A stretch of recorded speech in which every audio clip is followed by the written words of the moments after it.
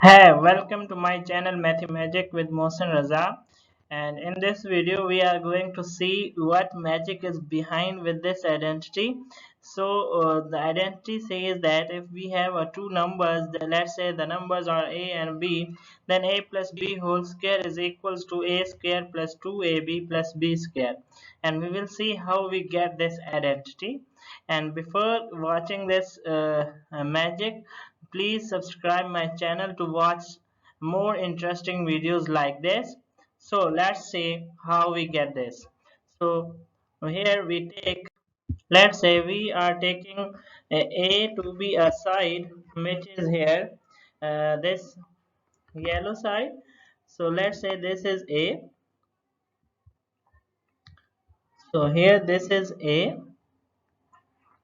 and let's say this is b. Then a whole side will be equals to what? This whole side will be a plus b, right? Same, this side is the same one, then this also will be a plus b, and here this also will be a plus b, and the other one is also a plus b.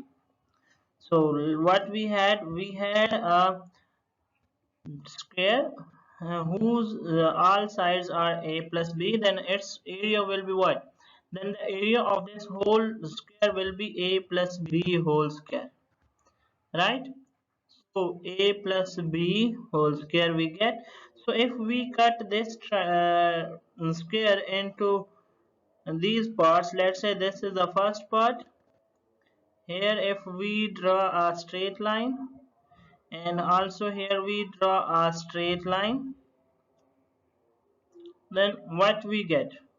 So if you look, then here we get a square, and that square has a side that is a here and a here, and here also we have a square, and that square has a sides that is b, b and b, and this is a rectangle and whose sides are b and a, and here we have another rectangle whose side is a and other is b.